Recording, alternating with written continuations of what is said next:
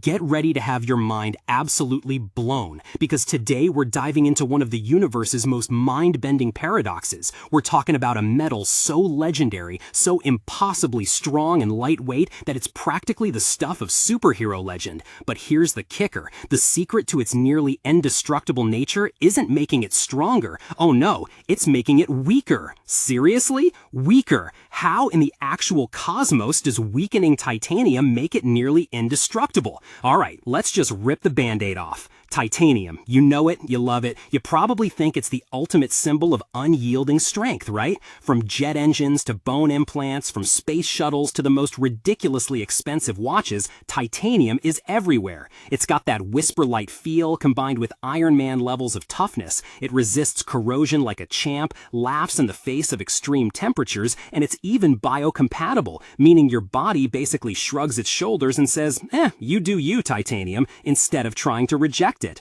It's a rock star of the material world. But here's the bomb, the absolute truth that flips everything you think you know about strength on its head. Scientists, engineers, and even cosmic forces have figured out that sometimes, to make something truly unstoppable, you have to let it be a little flexible, a little compliant, a little weaker in the traditional sense of pure, unadulterated stiffness. And the way we achieve this with titanium is so ridiculously clever, it borders on alchemy. Let's talk pure, unadulterated physics, baby.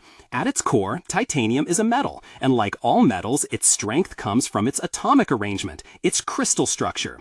Titanium, specifically, usually lives in one of two main phases depending on temperature. We've got alpha phase titanium, which has a hexagonal, close-packed HCP crystal structure. Think of it like stacking oranges in a really tight, hexagonally patterned pyramid. This phase is super stable at lower temperatures, and it's known for its high strength and excellent creep resistance, meaning it doesn't deform slowly under constant stress.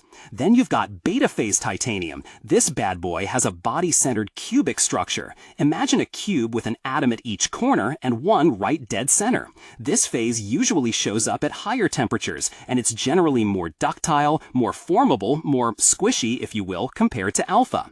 Now, most of the titanium you encounter isn't pure titanium. It's an alloy. That means we mix in other elements, aluminum, vanadium, molybdenum, tin, zirconium, you name it, to tweak its properties. And this is where the wizardry truly begins. By carefully selecting these alloying elements and, critically, by subjecting the titanium alloy to precise heat treatments, we can create a microstructure that is a delicate dance between these alpha and beta phases. This is called an alpha-beta alloy, and it's the cornerstone of our nearly indestructible secret. What we're doing, essentially, is crafting a material that isn't just one super rigid, unyielding block of atoms. Instead, we're creating a complex, microscopic tapestry where different crystal structures coexist. And sometimes what we want is not just a strong alpha phase, but a metastable beta phase. A beta phase that's just chilling out, looking stable, but deep down it's got a secret. It's ready to transform. You ready for the bomb drop? Here it is. When certain titanium alloys, specifically those designed with a metastable beta phase, are subjected to stress, instead of just fracturing like a brittle material would, a mind-blowing transformation occurs. The beta phase transforms into a different, often marcinitic, a specific type of shear transformation, or twin structure. It's like the atoms suddenly decide, nope, not gonna break, gonna shift. This isn't a break, it's a rearrangement. This is like a microscopic atomic-level judo master deflecting a punch instead of just taking it. This process, this phase transformation under stress, absorbs an incredible amount of energy. Think about it. Energy that would normally cause a crack to propagate, causing catastrophic failure, is instead consumed by the very act of the crystal structure changing. It's like the material itself is taking the hit, rolling with the punch, and using that energy to internally reconfigure itself. This is what gives these titanium alloys their phenomenal fracture toughness and fatigue resistance. It might have a lower yield strength, meaning it deforms at a lower force than some super stiff, brittle material, but it won't just break. It will bend, it will stretch, it will transform, effectively dissipating the energy that would otherwise destroy it. So when we talk about weakening titanium, we're not talking about making it flimsy. We're talking about strategically reducing its intrinsic stiffness or introducing these metastable phases that allow it to be more ductile and transformable under stress. We're giving it the ability to deform plastically, to twist and change its internal structure rather than just snapping. A perfectly rigid, strong material might look impressive on paper with its sky-high yield strength, but if it can't absorb energy through deformation, it's ultimately brittle. And brittle breaks catastrophically. The weakened titanium, it might yield a bit, but it will stand. It's the difference between a glass rod and a spring steel rod. Which one is truly more resilient to a sudden impact? The one that can deform and bounce back. This isn't just theoretical jargon. This is applied science that is literally shaping our world and pushing the boundaries of what's possible. Let's talk aerospace. Jet engines, folks. The turbines inside those monsters spin at insane speeds, facing incredible temperatures and stresses. If a single blade shatters, it's game over. But by using these weakened yet incredibly tough titanium alloys, engineers can design blades that, under extreme conditions, flex and adapt at a microscopic level. They absorb the vibrational energy, the thermal shocks, the relentless forces without failing. It's not about being unbending, it's about being unbreakable in the face of dynamic stress. Airframes, landing gear, these components rely on titanium's ability to withstand cycle after cycle of stress without succumbing to fatigue. We are trusting our lives to the nuanced, weakened strength of these alloys every time we fly.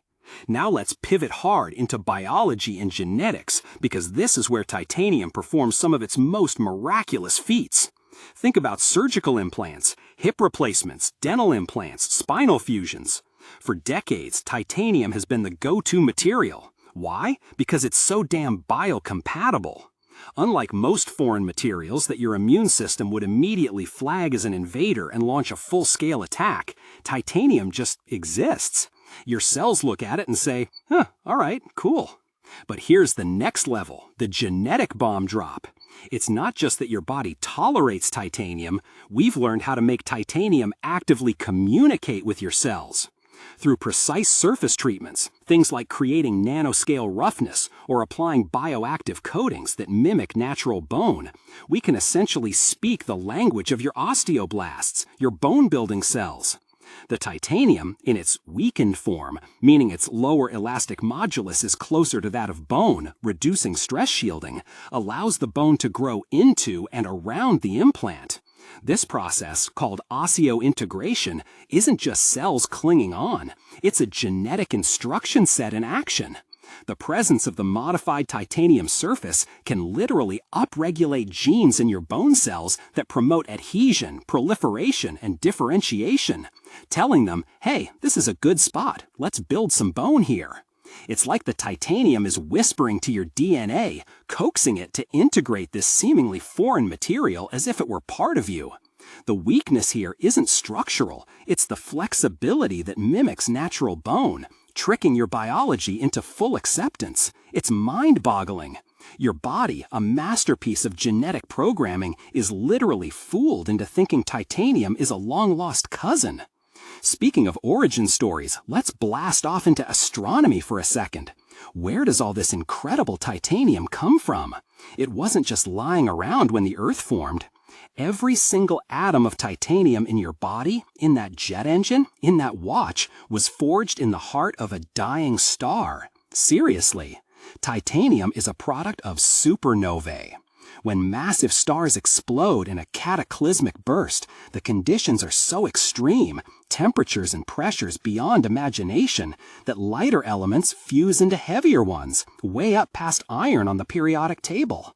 This is the stellar forge, the cosmic crucible where titanium is born.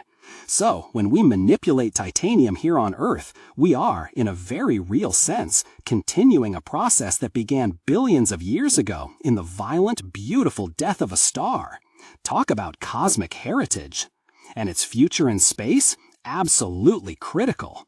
For future space exploration, for building habitats on the Moon or Mars, for spacecraft that need to endure extreme radiation, micrometeoroid impacts, and vast temperature swings, we need materials that are incredibly strong, light, and resilient.